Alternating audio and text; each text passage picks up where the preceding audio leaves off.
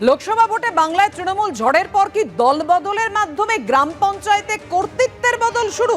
কোচবিহার লোকসভা কেন্দ্র বিজেপির হাতছাড়া হতেই জেলায় গেরুয়া শিবিরে ভাঙন। নিশীথ প্রামাণিকের একেবারে খাস তালুকেই তৃণমূলে যোগ বিজেপি পরিচালিত গ্রাম পঞ্চায়েতে প্রধান সহ 11 জন পঞ্চায়েত সদস্যের। কথা বলবো, আমাদের সঙ্গে রয়েছেন আমাদের প্রতিনিধি শুভেন্দু ভট্টাচার্য।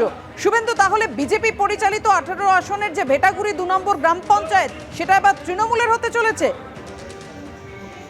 একদমই তাই। দেখো, আজকে সকালবেলা এই বিজেপি পরিচালিত ভেটাগুড়ি 2 নম্বর গ্রাম পঞ্চায়েতের 9 জন সদস্য, তারা জগদীশ বর্মা বাসুনিয়া যিনি তৃণমূলের জয়ী প্রার্থী, তার বাড়িতে গিয়ে তারা তৃণমূল কংগ্রেসে যোগদান করে এবং তার ঘন্টা দুয়েক পরেই আরেকজন তৃণমূল কংগ্রেস জেলা পরিষদ সদস্য নূর আলম হোসেনের বাড়িতে গিয়ে সেখানে পার্টি অফিসে সেখানে প্রধান সহ আরো 2 জন বিজেপির পঞ্চায়েত সদস্য তারা কিন্তু শাসক দলে যোগদান করেছেন। ফলে এই যে গ্রাম পঞ্চায়েত, সেই গ্রাম পঞ্চায়েতের কিন্তু পুরোপুরি দখল একেবারে তৃণমূলের হাতে চলে আসে। এবং জানিয়ে রাখি যে এই ভেটাগুড়ি এলাকা কিন্তু নিশীথ প্রামাণিকের খাস তালুক। ভেটাগুড়ি 1 এবং ভেটাগুড়ি 2 নম্বর গ্রাম পঞ্চায়েত, যে দুটোই কিন্তু বিজেপির দখলে ছিল।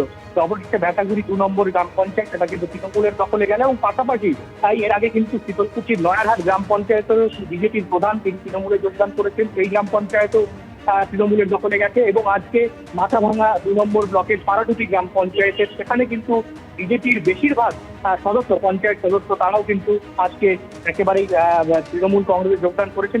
ফলে এই গ্রাম পঞ্চায়েতের ক্ষমতাও কার্যত একেবারে তৃণমূলের হাতে চলে আসলো। এই জেলায় গত পঞ্চায়েত নির্বাচনে 128টি গ্রাম পঞ্চায়েতের মধ্যে 24টিতে জয়লাভ করেছিল বিজেপি। ইতিমধ্যেই কিন্তু 3টি গ্রাম পঞ্চায়েত বিজেপির হাতছাড়া। বাকি গ্রাম পঞ্চায়েত লোকসভা কেন্দ্র হাতছাড়া হতেই বিজেপিতে ভাঙন শুরু।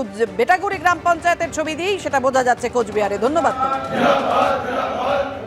বর্ধমান দুর্গাপুর কেন্দ্র থেকে পরাজিত হয়েছেন দিলীপ ঘোষ এবং তারপর ফল ঘোষণার পর থেকে একাধিকবার মেদিনীপুরে না দাঁড়ানো নিয়ে ক্ষোভ প্রকাশ করেছেন বারবার। আর দিলীপ ঘোষের পাশে এবার দাঁড়ালেন বাঁকুড়ার বিজেপি বিধায়ক নীলাদ্রি শেখর দানা।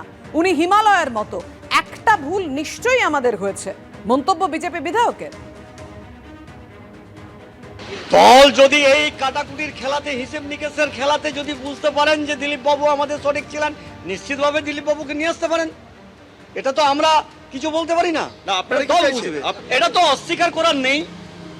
দিলীপ বাবুর নেতৃত্বে আমি বিধায়ক হয়েছি।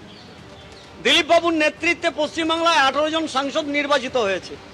দিলীপ বাবুর নেতৃত্বে অনেক সন্ত্রাসের মধ্য দিয়ে তাকে পথ হাঁটতে হয়েছে। অতএব দিলীপ বাবুর জায়গাতেই থাকবেন।